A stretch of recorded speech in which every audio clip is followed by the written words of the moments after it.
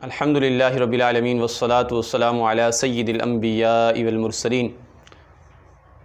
मुअज़्ज़ज़ सामिईन, आज का हमारा मौजू ज़िक्री फ़िरक़े के मुतालिक है। ये एक ऐसा फ़िरक़ा है कि जिसका झूठा नबी पंजाबी है और जिनकी किताब फ़ारसी में है और जो उम्मत है वो बलूचिस्तानी उम्मत है। आप सुनकर हैरान होंगे कि ये फ़िरक़ा कोई नया फ़िरक़ा नहीं है।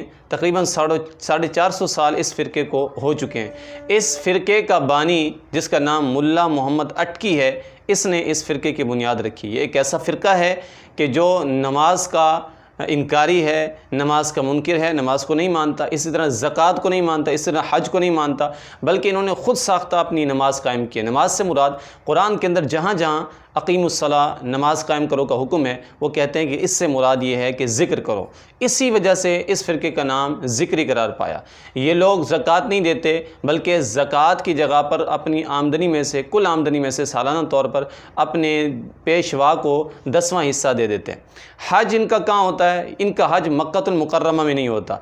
इनका हज होता है बलूचिस्तान के एक मकाम है तुरबत, और उसका एक इलाका है, एक जगह है जिसे कोहे मुराद कहा जाता है। वहाँ पर इनका 27 रमज़ान मुबारक को हज होता है। नमाज के सिरे से मुनकिर है, नमाज नहीं पढ़ते। इस फ़िरक़े की इब्तिदा कैसे हुई?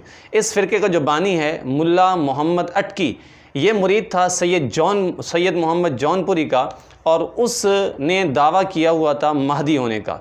तो उसके फ़िरक़े को महदविया और महदिया भी कहा जाता था। ये अफ़गानिस्तान का एक इलाका है, फ़रह वहाँ पर रहता था, और वहाँ पर इसके मानने वाले रहते थे जिनको महदविया कहा जाता था। जब इसकी वफ़ात हुई, जब ये मर गया सैयद मोहम्मद जौनपुरी, तो इसके मुरीदीन तितर बितर हो गए।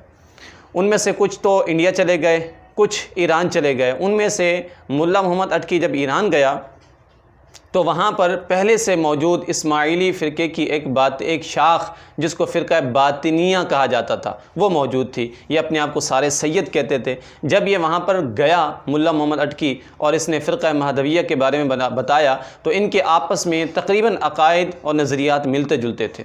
इनकी जब आपस में मिलाप हुआ तो इस मौके पर तकरीबन जो है 10वीं सन हिजरी के अंदर जो है वो इनका आपस में जब मिलाप हुआ, तो उसके बाद फिर ये नया फ़िरक़ा वजूद में आया जिसको फ़िरक़ा ज़िक्री फ़िरक़ा कहा जाता है। मुल्ला मोहम्मद अटकी अपने मानने वालों के सामने ये दावा करता था।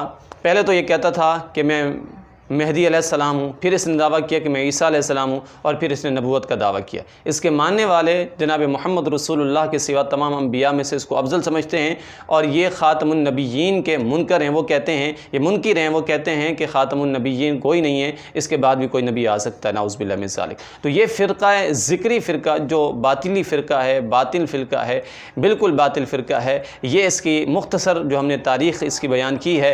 आखिर में हम अपील करेंगे मुक़्तदिर इदारों से कि इसका सख्त नोटिस लिया जाए, और कुरान और हदीस के मुताबिक जैसे कादियानियों का शरई हुक्म निकाला गया था, इनके बारे में उलमा को बिठाकर शरई हुक्म मालूम करें और उसके मुताबिक कानून जारी करें। अल्लाह हम सबको कुरान और हदीस पर अमल की तौफ़ीक़ अता फ़रमाए।